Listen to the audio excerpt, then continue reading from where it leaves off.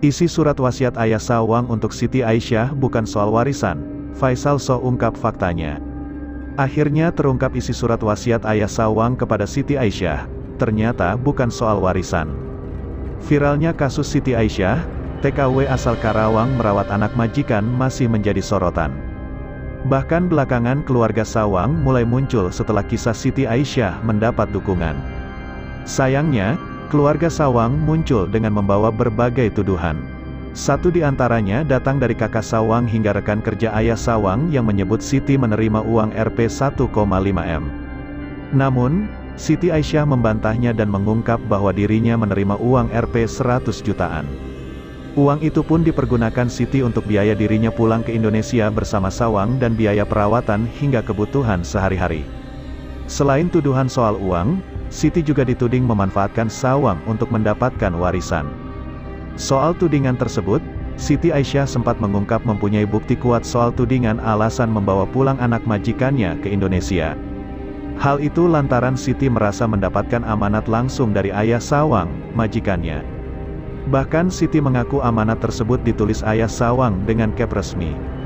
Siti sempat mengatakan akan menggunakan surat wasiat Ayah Sawang itu sebagai senjata untuk melawan ancaman dari keluarga Sawang.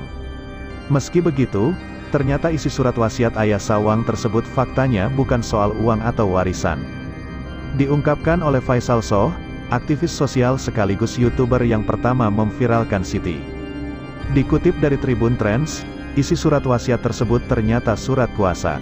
Surat kuasa tersebut merupakan perintah Ayah Sawang merawat Sawang hingga dibawa ke Indonesia. Bukan surat wasiat, surat kuasa pada Siti meminta tolong untuk merawat Xiao Huang, ungkap Faisal Shah dikutip dari Tribun Trends, Kamis, tanggal 8 Juni tahun 2023. Maksud surat kuasa tersebut menyebut bahwa Ayah Sawang menitipkan anaknya dengan bukti berupa surat dan ucapan. Bapaknya itu menitipkan anak pada Siti untuk menghindari ada isu ke depannya bahwa Siti menculik. Surat ini ditulis agar tidak ada salah paham, jelas Faisal Shah. Meski begitu, Faisal Shah menjelaskan surat wasiat dari majikan Siti itu tak sah menurut peraturan pemerintah Taiwan. Tapi ini tidak sah, memang ada materai. Tapi sesuai perundang-undangan di Taiwan itu harus ada surat notaris, baik notaris daerah dan surat legalisir polisi dan Disdukcapil Taiwan. Nah 3 surat ini gak ada, tambahnya. Lebih lanjut, Faisal Shah menjelaskan surat kuasa tersebut hanya dapat melindungi Siti dari tuduhan penculikan. Faisal mengatakan bahwa di Taiwan marak kasus seorang perawat atau ART dituduh menculik anak majikan.